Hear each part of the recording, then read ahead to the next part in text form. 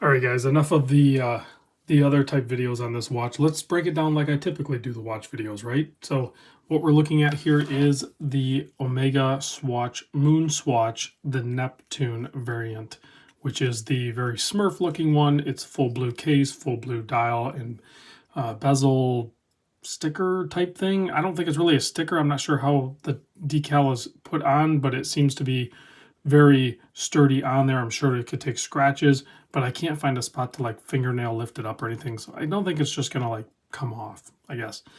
But let's get into the case size here. It is basically a 1-to-1 of the current Speedmaster, from what I understand. I've never actually handled the new one, but the case, it's hard to get a good measurement, but it's roughly 41 millimeter because this portion here actually borderline incorporates like a crown guard. It sticks out a little bit further than the left-hand side. The bezel is only like just over 39 millimeter, but the case itself roughly 41. The lug to lug is a 47 millimeter. Of course, you have those twist lugs, lyre lugs, whatever you want to call those. Thickness 13 millimeter. That's including the boxed and domed plastic crystal. And you have 20 millimeter lug width. Thank you very much for doing that. And traditional spring bars in there. High quality ones too.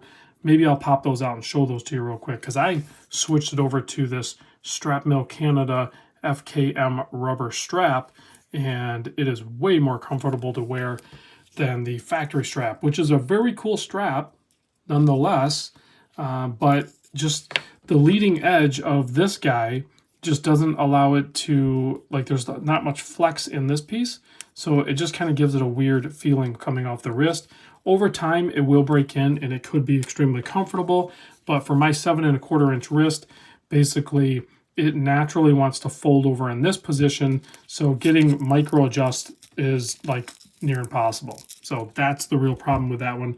You'd have to really work it. I don't want to do that. I don't have the patience for it when I know this one works really good. 6.5 millimeter push-pull crown, and again, you have your chrono pushers here, your start, stop, and reset. If you start it, just a nice little click, and then of course that quartz movement is going to tick away. This is using a Swatch chronograph movement called the G10.212.ND for no date. It's something they've used in many other watches. Has 4 jewels in it and running seconds at the 6 o'clock, and then you have a 10th counter at the 2 o'clock position, and then you have a 60-minute counter at the 10 o'clock position there. So pretty clean, simple design. Obviously very similar, near identical to the real deal Speedmaster, although it's hard to say that this isn't a Speedmaster. I know that's an argument for the ages, but I mean, it does say Omega on the dial. It is co-branded watch. It does say Speedmaster on the dial. Is it basically a plastic watch? I mean, we call them plastic watches, but it's not really, right? It is a bio ceramic, so it's 1/3 bio plastics with 2/3 ceramic, whatever those properties are. It ends up being a very smooth feeling watch. You can see the finish on there is, if I can get a good focus on it, is a very good finish. It's very smooth and consistent. There's no weird edges or anything. Honestly, I would love to see more watches of the higher end luxury ones done like this, so that we could sample them, try them, maybe purchase them super affordable and wear them and make sure they're gonna work for our desire before we flop down, I mean, 5 to 10,000 and up, you know. So just an interesting thought process that they just did, and now we have them, right? So at $260, and then you had to add the tax. I picked this one up in Las Vegas on the launch date. I was number 36 in line. There was 278 watches. I had a great time hanging out with everybody and discussing watches and life and everything. So the experience was awesome. The watches, it's a pretty fun watch. I don't want to say it's awesome, but the whole concept of it and the attention that it gathered is just mind-blowing. So if you stop it, there you go. You can see that registers there. I'm not big on chronographs, even though I'm wearing a chronograph right now. And then when you reset it, it just swings everything back. Okay, so if we zoom back out, there was a look at the case back. There's the battery cover, some information on the back. We can pop this guy on the wrist so you can see what it looks like on my 7 1/4 inch wrist. It wears great. I did weigh it with the old strap, not this strap, but the factory strap. It is only 29 gram. It's crazy lightweight. So, but if you wanted to put it on a NATO or, you know, a rubber strap or a leather strap or something like that, just go for it. Like, have some fun with it. I've already scratched up the case a little bit on the back, digging at it with a spring bar. I don't really care, guys.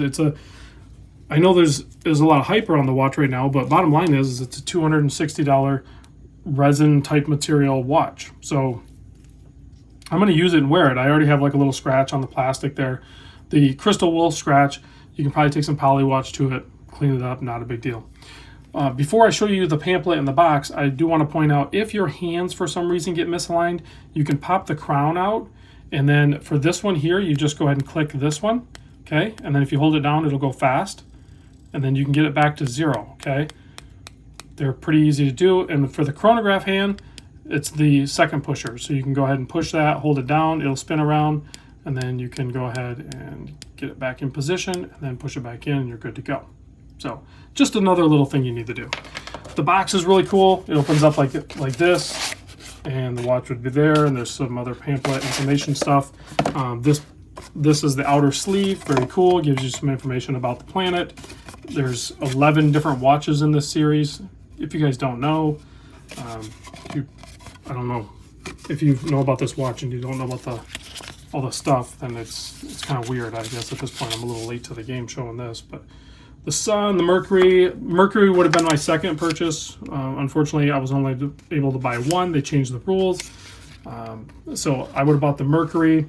I really actually do like the color on the mission on Earth. I like that one. The mission to the moon is also really cool. I'm not a huge fan of the red and white on the Mars. I know it's a tie to a previous Alaska project watch. And then, of course, I did pick up the Neptune. I'm actually thinking about picking up the mission to Uranus, but for a different reason. And then the Pluto one actually was very cool as well. So there's the quick pamphlet. It gives you some other information. When you guys can get these at retail price, I say go for it. Give it a try. I think you'll find it's a pretty fun watch. You know, will you wear it all the time? No, but it's for $260, like legit. Give it a try. Let's kill the lights and check the lume. It is not great lume, but whatever. I mean, it has lume, but it's pretty terrible. It's not consistently placed on the indexes. I'm seeing like variations in it, and it's not overly bright. So, but it's a Swatch, guys. Swatches aren't really known for that. So, thanks for watching. I'll see you on the next video.